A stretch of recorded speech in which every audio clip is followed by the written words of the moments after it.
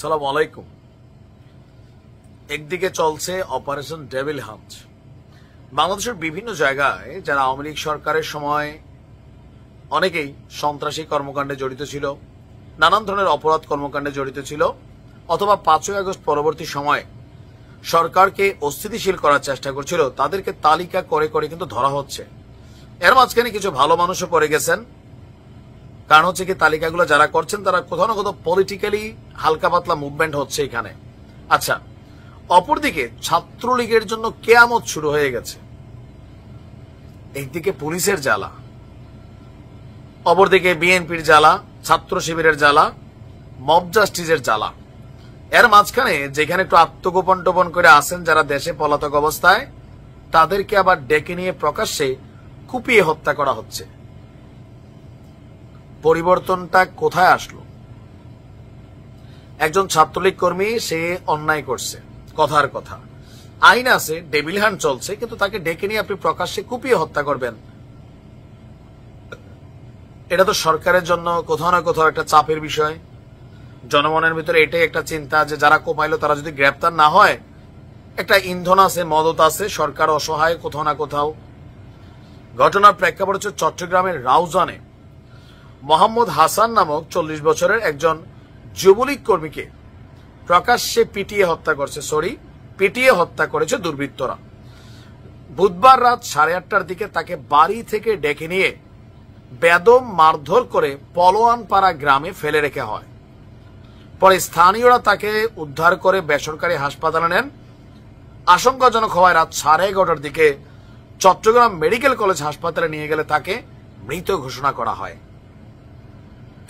নিহত যুবলীগ কর্মী উপজেলার নোয়াপাড়া ইউনিয়নের চৌধুরীহাট এলাকার আহমদ হোসেন মেম্বার বাড়ির বজল আহমেদের ছেলে। একটা ছেলে এবং একটা মেয়েও আছে তার। ছোটবেলা থেকে মামার বাড়িতে বেড়ে উঠেছেন, সেখানে বাড়িঘর করে বসবাস করছিলেন। স্থানীয় পর্যায়ে ব্যবসার পাশাপাশি আপনার নোয়াপাড়া ইউনিয়ন পরিষদের চেয়ারম্যান বাবুল মিয়া এবং ইউপি সদস্য সেকান্দরের সহযোগী ছিলেন। তাদের সঙ্গে সম্পর্কের সূত্র ধরে একসময় যুবলীগের রাজনীতিতেও তিনি জড়িয়ে পড়েন। উপজেলা যুবলীগের সদস্য পদও তিনি পেয়েছিলেন। তবে তার বিরুদ্ধে লোকাল থানায় কোনো মামলা অথবা অপকর্মের কোনো অভিযোগ ছিল না। তো নিহতের স্ত্রী জিনু বলছেন, 5ই আগস্ট সরকার পতন হলে তিনি এলাকা ছাড়ছিলেন। 6 মাস পরে গত সোমবার রাতে তিনি বাড়িতে আসেন। এরপর তো তার বাড়ি ফেরার খবর পেয়ে সোমবারে আসলেন। বুধবারই সন্ত্রাসীরা খাটের নিচ থেকে তার স্বামীকে ধরে নিয়ে পার্শ্ববর্তী পলোয়ানপাড়া গ্রামে পিটিয়ে ফেলে রেখে যায়। সেখান থেকে হাসপাতালের পর মৃত্যু। ওসি সাহেব বলছেন যে অভিযোগ পেয়েছেন, পরিবার মামলা করেনি, শনাক্ত করে গ্রেপ্তারের চেষ্টা চলছে যারা অভিযুক্ত।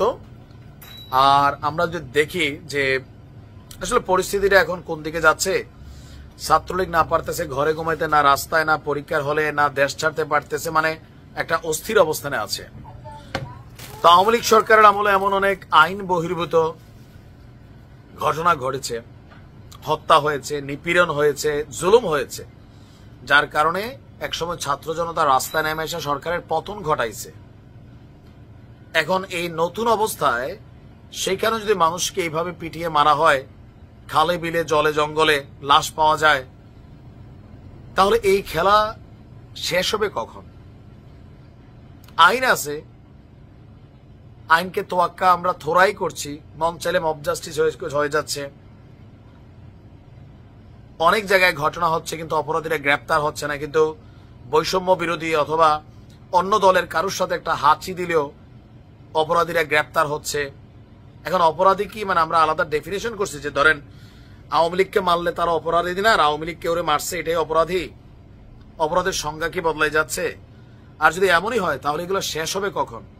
আবার কখনো আওয়ামী লীগ আসবে, একটা লাশের বিপরীতে 10টা লাশ ফেলবে, আবার কখনো আওয়ামী লীগ যাবে, আবার এই ক্ষমতা পরিবর্তন হবে, 100 লাশ পড়বে। এই খেলার শেষ কোথায় আমি জানি না। তবে যা হচ্ছে তা শুভকন্যা। এগুলোর জন্য শেখ হাসিনা বার্তাও দিচ্ছেন যে প্রত্যেকটা ঘটনার বিচার করবেন তিনি দেশে আসলে, কখনো কখনো পাস্ট ফিউচার চান্স।